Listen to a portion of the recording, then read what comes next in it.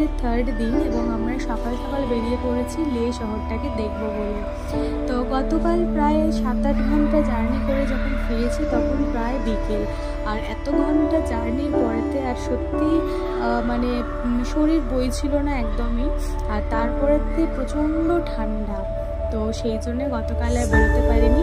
তো আজ সকাল সকাল ব্রেকফাস্ট করেই কিন্তু আমরা বেরিয়ে পড়েছি লে শহরটাকে দেখবো বলে।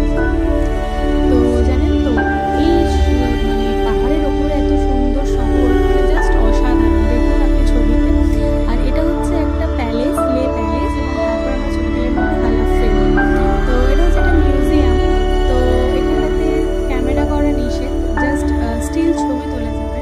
তো সেই জন্য শুধু স্টিল ছবি তুললাম, ভেতরটাতে ক্যামেরা মানে করা যায়নি, আর ভিডিও সেরকম একটা করা হয়নি। তো সেই জন্য সব ছবিগুলোই কিন্তু এখানে আমরা আপলোড করলাম।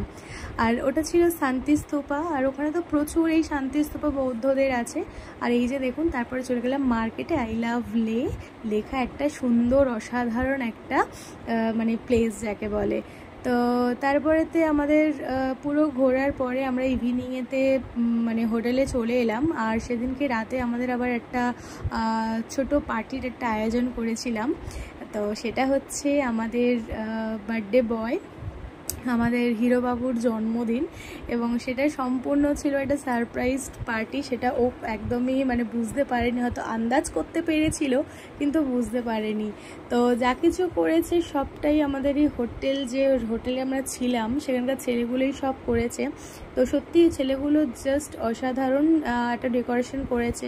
তবে জানেন তো বৃষ্টি হচ্ছিল, মানে এটাই তো মানে বললাম না পাহাড়ের বৈশিষ্ট্য, কখনো বৃষ্টি কখনো মানে রোদ কখনো শুকনো। তো সেদিনকেই মানে এত বৃষ্টি মতন হচ্ছিল যে ঠিক মতন এনজয় করতে পারলাম না, ঠিক মতন মানে সেলিব্রেটটা ঠিক মতন হয়নি আর কি। তো ওটা হচ্ছিল আমাদের ওই হোটেলের সামনে একটা ছোটো মতন গার্ডেন ছিল, তো সেখানটাতেই আয়োজন করা হয়েছিল। কিন্তু এই বৃষ্টিটা আসাতেই একটু প্রবলেম হয়ে গেছে। দেখুন মানে স্পার্কলার তো জ্বললই না, আর লাইট জেলে ক্যামেরা করা হয়েছে। এবং এই যে আমাদের হিরোবাবু এখন কেক কাটছে, মা বাবা সব দাঁড়িয়ে। আর সত্যি এত দূরে গিয়ে এত মানে পাহাড়ের ওপরে তো একটা ইউনিক বার্থডে, সো আমরা ওটাকে খুবই এনজয় করেছি। আর আমাদের বার্থডে বয় তো টোটালি সারপ্রাইজড।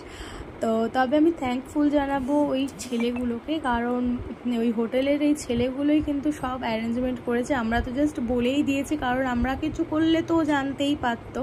তো সেই জন্য আমরা আর কিছু করিনি, জাস্ট ওদের ওপরেই সবটা ছেড়ে দিয়েছি। তো কেক থেকে আরম্ভ করে, পায়েস থেকে আরম্ভ করে, ডেকোরেশন করা, বেলুন লাগানো, এভরিথিং কিন্তু ওরাই সব করেছে। আর অবভিয়াসলি আমার মা গিফটও নিয়ে গেছে। দেখুন গিফট হাতে করে নিয়েই দাঁড়িয়ে আছে আমাদের বার্থডে বয়।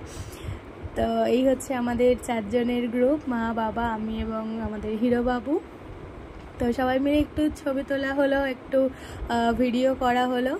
আর এই যে হচ্ছে কেক আছে, পায়েস আছে, মানে ছোটো ডেকোরেশন আর কি। এই যে মা বাবার সাথে উনি, আর এই হচ্ছে অল ওভার গ্রুপটা, মানে আমি যে হোটেলে ছিলাম সেটা। আর এই হচ্ছে আমাদের হিরোবাবুর গিফট। সো দেখা হচ্ছে নেক্সট ভিডিওতে। Thank you.